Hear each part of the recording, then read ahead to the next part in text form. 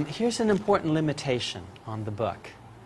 It's not the full story of American history, it's the story of the American Constitution, and in particular the text and its amendments.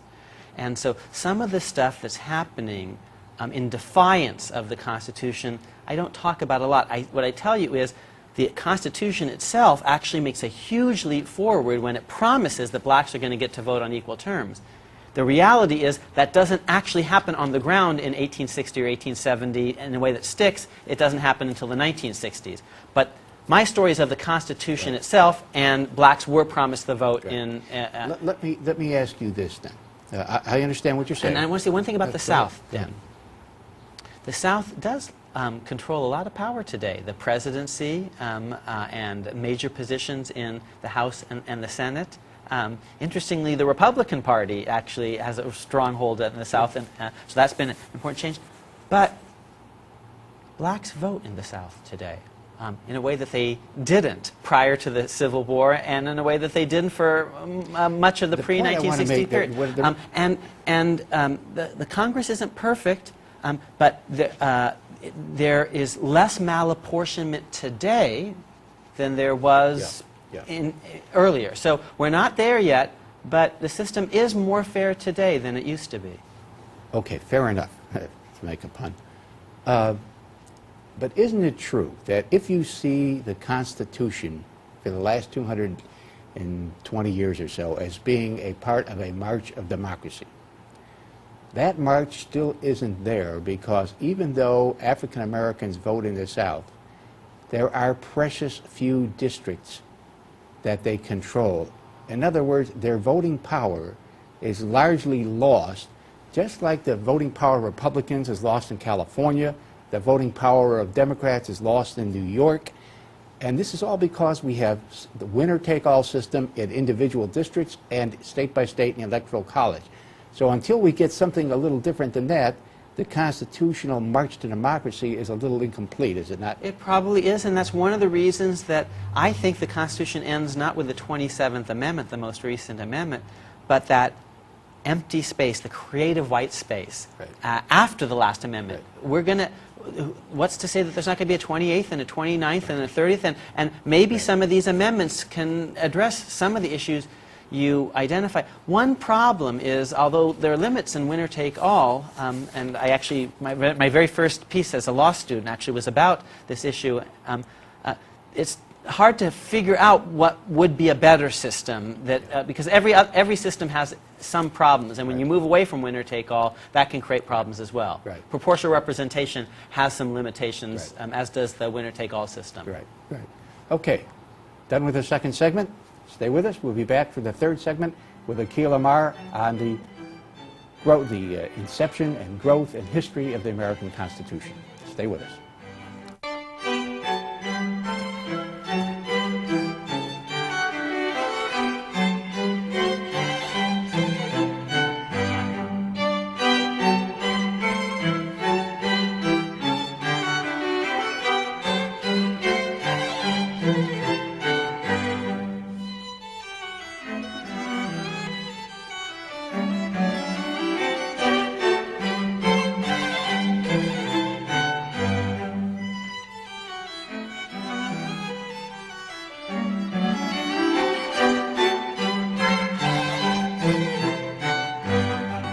Welcome back. The third point that you mentioned, Akhil, for the Constitution, third fundamental major point, was the foreign affairs, or what you call the geostrategical aspects, what George Bush would call geostrategery. Explain what this was all about when the Constitution was adopted, and what role it had.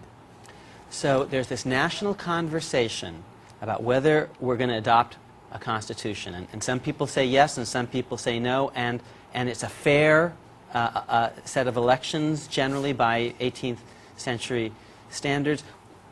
What's the big argument for why 13 separate nation states, separate states that had largely been independent of each other prior to the American Revolution, sort of each was its own separate colony.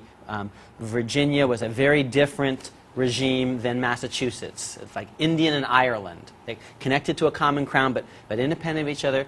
And the folks of Philadelphia say, we mean to have a more perfect union with a much stronger central government and much tighter a bond between these 13 states. Why would you go for that? Because you had strong local control traditions. The American Revolution is about the localists against the imperial center. There hasn't been in world history an example of a genuinely continental democracy. Can warm weather and cold weather people really live together? And some people said it can't be done. Montesquieu says it can't be done. So what do the Federalists say about why we should take these 13 nation states and make one indivisible nation out of them? And the basic argument is a geographic one. And the idea is that if you don't do that, you'll die. We barely won the American Revolution with a lot of help from the French, and we can't count on them. Don't count on the French. The French do not love you. They love the French.